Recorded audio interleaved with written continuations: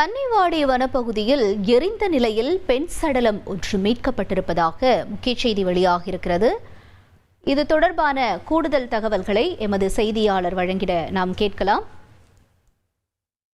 முருகேசன், வணக்கம். இப்ப இந்த பெண்ணினுடைய சடலம் மீட்கப்பட்டிருக்க நிலையில இந்த பெண் யார் என்று அடையாளம் காணப்பட்டிருக்கா? காவல்துறையினருடைய தரப்புல என்ன சொல்லப்படுது?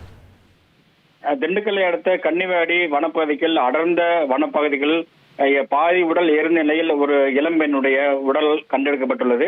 திண்டுக்கல் மாவட்டம் ஆத்தூர் தாலுகா கன்னிவாடி காவல் நிலையத்திற்குட்பட்ட கொடைக்கானலுக்கு செல்லக்கூடிய தர்மத்தப்பட்டி பன்றிமலை அமைதிச்சோலை என்ற இடத்தின் அருகே 60 அடி ஆழத்தில் ஆதிமூலம் நீரோடை என்ற இடத்தின் அருகே நள்ளிரவு நேரத்தில் 22 வயது முதல் 30 வயதுக்குட்பட்ட அடையாளம் தெரியாத ஒரு பெண்ணினுடைய சடலம் பாதி உடல் எரிந்த நிலையில் கிடப்பதாக அங்கு கால்நடைக்கு மேய்ச்சலுக்கு செல்பவர்கள் கன்னிவாடி காவல் நிலையத்திற்கு தகவல் அளித்துள்ளனர்.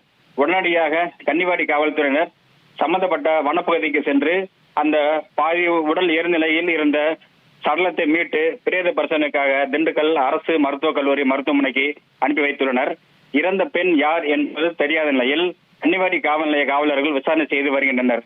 மேலும் இந்த விசாரணைக்கு பிறகு அந்த இறந்த இளம்பெண் யார், அவர் கொலை செய்யப்பட்டாரா அல்லது தற்கொலைக்கு முயற்சி செய்தாரா என்ற காரணங்களும் முழு விவரங்களும் தெரிய வரும். மேலும் இந்த சம்பவம் குறித்து ஒட்டன்சத்திரம் டிஎஸ்பி கார்த்திகேயன் மேற்பார்வையில் கன்னிவாடி காவல் நிலைய ஆய்வாளர் சிவகுமார் தலைமையிலான தனிப்படையினர் விசாரணை செய்து வருகின்றனர். மேலும் இந்த சம்பவம் நடந்த பகுதியில் வழித்தடங்களில் உள்ள சிசிடிவி கேமராவை கொண்டு காவல்துறையினர் ஆய்வு செய்து வருகின்றனர்.